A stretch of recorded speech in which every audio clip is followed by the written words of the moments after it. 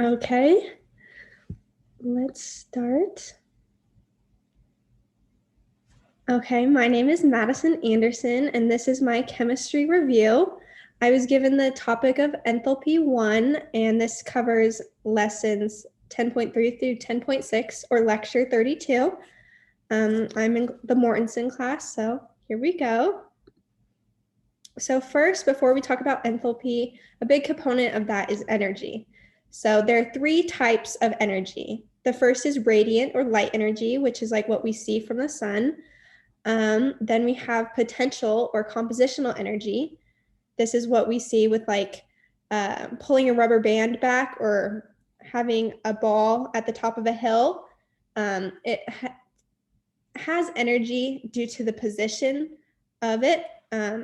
However, in this class, we most often see it as chemical bonds or electrostatic interactions.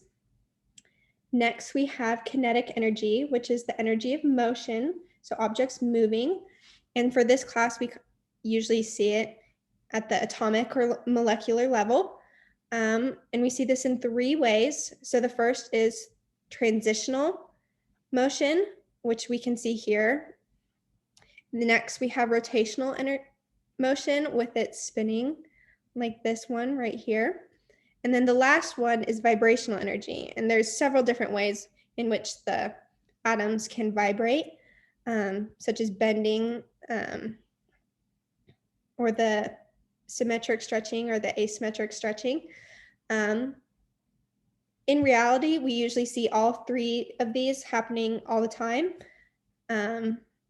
So that's the basics of energy.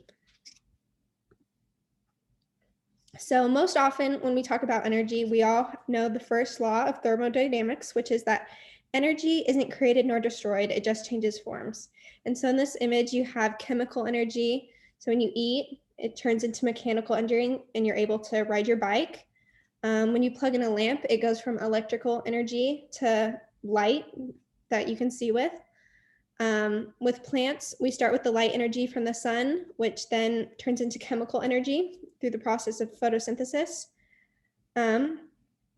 But energy is transferred via two modes: heat, which we represent with Q, or work, which we represent with W. So heat is energy that is transferred to motion of atoms or molecules. And then work is the energy transferred to the motion of objects.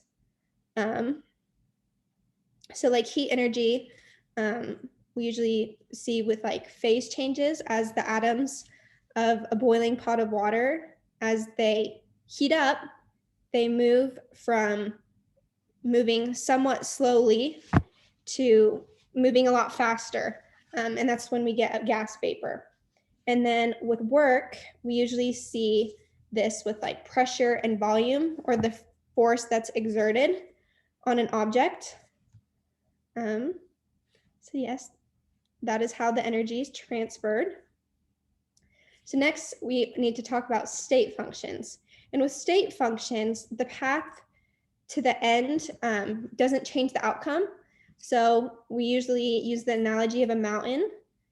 And so there's two paths up the mountain. There's this blue path, which is pretty straightforward. And then there's this red path that goes through a lot of hills and there's a lot of switchbacks, but ultimately you end up at the same place. And so when something is a state function, it means that it doesn't matter if you take the blue path or the red path, because you're ending up at the same place. But if something is not a state function, that means it does matter. So an example of this with the mountain analogy is the altitude. So whether you take this blue path or this red path, the altitude at the end is the same. But if you're using something such as cost or time, it does matter which path you take. It's going to take a lot more time to journey up the mountain with the red path than it is the blue path. Or it's going to take a lot more money because you have to buy food with this red path than this blue path.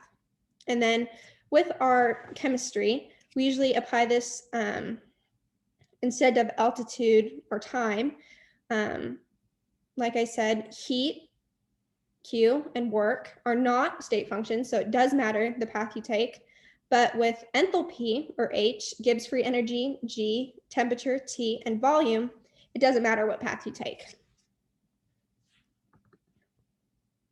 Okay, so now we're finally getting into the meat of this. What is enthalpy?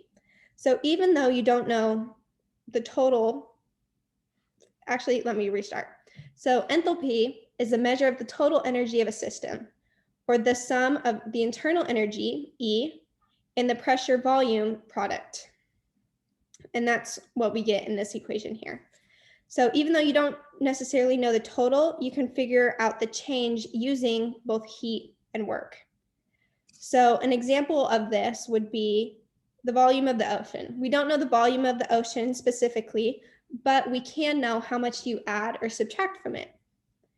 So in this equation, E is the internal energy, and this is the kinetic energy plus the potential energy combined. So to use this equation, we usually change it a little bit to be one of these. And we usually make it a change, like I said. Like, we don't know the total, but we can know the changes of it.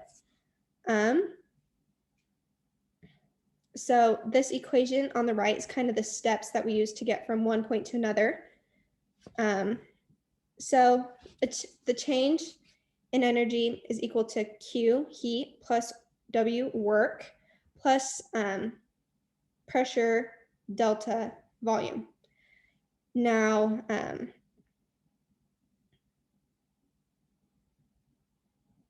we know that W, work, is equal to negative pressure, delta, volume. And so we substitute that into this equation here. And because we have this negative P delta V and this positive one, we cancel out, and that's how we get this delta H equals Q. And when we did this, we assume that we're at a constant pressure.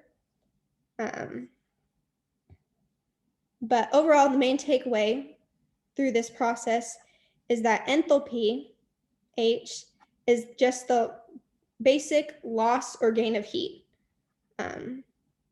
So next, we have changes in enthalpy. So if the change in enthalpy is less than 0, it is considered exothermic, and that's usually a negative. And then if it is greater than 0, it's endothermic, or a positive. So what does exothermic and endothermic mean? So if it's exothermic, the system gives off energy to its surroundings, and the surroundings usually heat up. An example of this is a campfire, rust, molten aluminum solidifying, nuclear fission, or the formation of snow and ice. And so, like with the campfire, when we talk about the surroundings heating up, when you stand next to a campfire, you can feel the heat that is coming off of it. So that system, which is the campfire, is giving off energy or heat to its surroundings. And then with endothermic reactions, the system is taking heat from the surroundings. So we see this with an instant ice pack, photosynthesis, rubbing alcohol on your skin, or ice that's melting into water. So in order to melt ice, it's required to have heat put into it in order to break those bonds that make it a solid so that it can turn into a liquid. And we can see these images here. So next, we have Hess's law. So this Hess's law of constant heat summation, or usually we just call it Hess's law, states that regardless of multiple stages or steps of a reaction, the total enthalpy change of the reaction is the sum of all of the changes. And this is how we get the manifestation that enthalpy is a state function, is through this law. And a little fun fact is that this law also led us to the first law of thermodynamics, which states that the energy of the universe is constant, it's 0. It's a fixed amount of energy. We also have this equation here, which we use in a lot of our problems that were given on our tests and homework. So what this means basically is, so this symbol first is a sigma, a capital sigma, which just means the sum of, and then, sorry, let me just move these controls. This N just means that it's multiplied by the number of moles. So when you're solving for this equation, you have to multiply it by the number of moles. But basically what this is saying in regards to it being a state function is if you're trying to get from point A to point B and you don't know what the change in enthalpy is, but you do know the change in enthalpy from A to X and X to Y and Y to B, you can add up these enthalpies and that will be equivalent to this unknown enthalpy.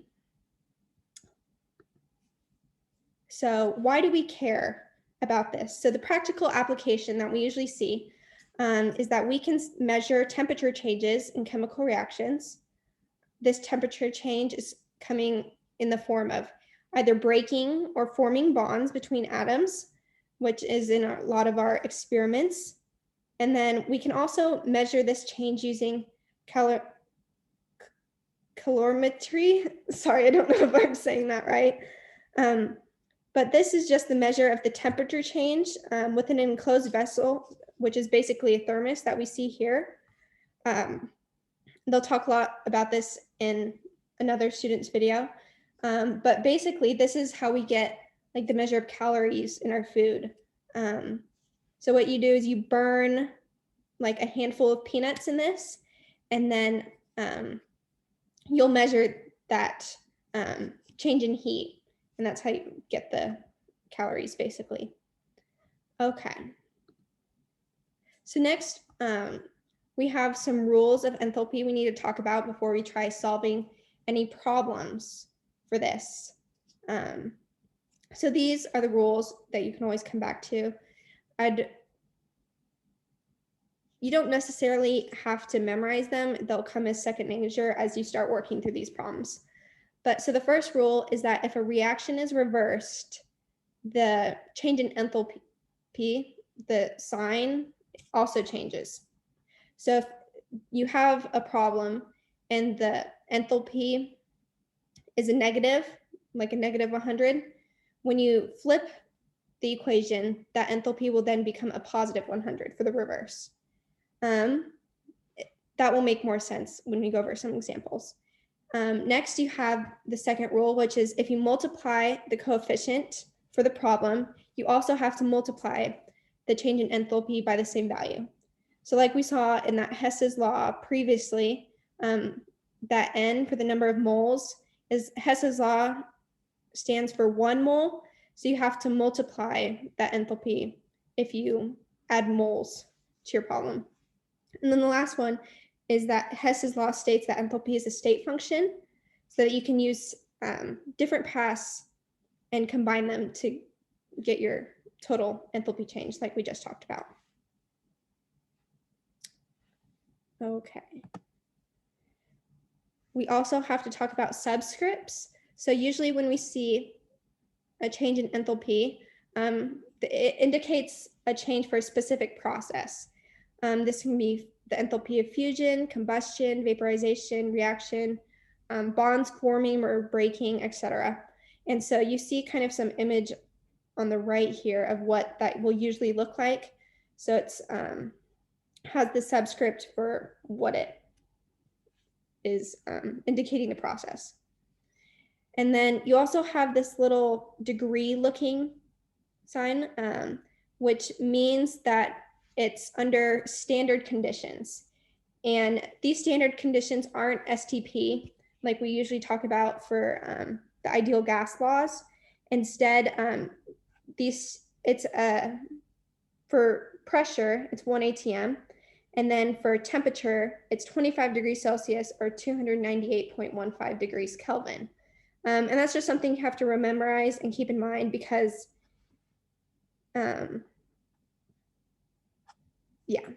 we'll talk about that more with the enthalpy change deformation. But then the last thing is that the element also has to be in its most stable state. So an example of this would be for carbon, its most stable state is solid graphite. Or for oxygen, it's O2 gas. And then if you're talking about solute concentrations, it's at 1 mole per liter or molarity of 1. Okay, so here's the first little practice demo. And again, here's the standard enthalpy of formation, which it has little subscript F. Excuse me. So this is a change in enthalpy when exactly 1 mole of a substance is in its standard state, which is the 1 atm, and then 298.15 degrees Kelvin. And is formed from pure elements under the same conditions. So if it doesn't meet any of the criteria of it being 1 mole at standard state or having it be made up of pure elements, then it is not the standard enthalpy, of formation. So an example of this is we have iron plus chlorine 2, and then we get FeCl2. And so Fe and chlorine are both pure elements, and then we just have to be told that it's at its standard state, and then there's 1 mole of each here. And then this change in enthalpy of formation, chemists have so graciously done all the calculating for us, and you have to look them up just in a chart like this. The work's already done for you, which is convenient. And then you just add them up for the different equations, or you'll be given a chart to look at. So with this problem, we're trying to figure out what the enthalpy of change is for this reaction. And so we just pretend like we don't see this negative 399 kilojoules yet. So if we know, so if we're trying to get this right here, we can, we take the iron here, the chlorine 2 here, these combine to do the 3/2, and then we have the FeCl2 from both of these cancel out, and that's how we are just left with these 3. And so we can just add up these change in enthalpies. Okay, so for this second demonstration, this one's a little bit trickier because, I'm sorry, the picture is kind of blurry. The problems that we are given are not so straightforward in what our goal is, which is listed here at the top, which is C2H4 plus H2 equals C2H6. And so with these problems, so for this first one, we have to multiply the coefficients by 2. And so when we do that, we have to also multiply the enthalpy by 2, which they show here. And so this is how we get the new enthalpy for that. And then with this one, we had to flip it because our reactants and products were not on the right side in order to meet this equation. So when we flip it, we also have to flip the sign of the change in enthalpy. So it goes from a negative to a positive. And then this H2O equation remains the same. And so we see they flipped it and they multiplied it in these equations here. And then you add these all up, and then you add up these changes in enthalpies in order to get the total enthalpy here. Okay, this is the last demo that I have here. For this one, we're using Hess's law, which we see the generic form of it here in blue. But we're asked to calculate the enthalpy change for the combustion of 1 mole of glucose to carbon dioxide and water. And so here we have the written form of what they just told us. And then you balance the equation. So that's how we get the 6 moles of each of these. And so what we're going to do when we solve this equation Here, let me see if I can write. So we have the products, which are these right here. And then we have the reactants here. So first, we would put in the products. So we have the CO2, which they inserted right here. And then there's 6 moles of CO2. So that's why we're multiplying it by 6 here, which is this N in the equation. And then, let's see if I can change my color. We have the 6 moles of H2O. So we have the H2O enthalpy, which, like I said, comes from a chart. And then we have the 6 moles, which we multiply by out here in the front. And then next, we subtract. Let's see if I can change my color again. The products next. And so we have 1 mole, which isn't written. So this comes here, which would be negative 1,260 plus our next reactant. And so when you have a reactant, as you can see, it's not listed here in the chart, of a pure element such as O2 or N2, the change in enthalpy is 0. So we often don't include it, but you can if you'd like. And we have the 6 times 0, which is still just 0. But the reason that it doesn't have a change in enthalpy, because if you have oxygen turning into oxygen, there's not really any change of energy. There's not really much going on, even if it's, so there you have that. So then you add these up, multiply these out, and then subtract it from this total. And I don't have my calculator on me, but you're welcome to do it. Pause the video. And then that will give you your total change in enthalpy for this reaction.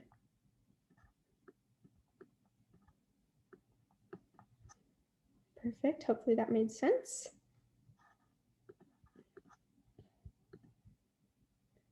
Okay. Ooh, I'm sorry. I need to erase those. Let me erase that really fast. Okay. So here, I just put basically what you do, what we did in that last reaction,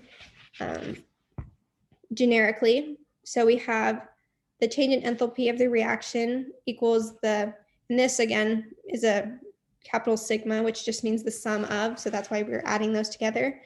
The number of moles is N of the products and reactants, the change in enthalpy of those.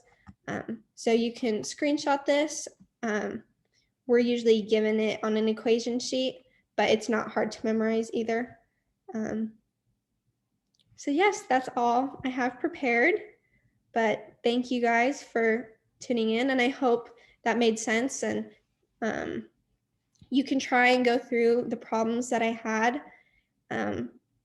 and solve them for yourself, or you can look up examples online to kind of quiz yourself. But best of luck, and I hope that helped.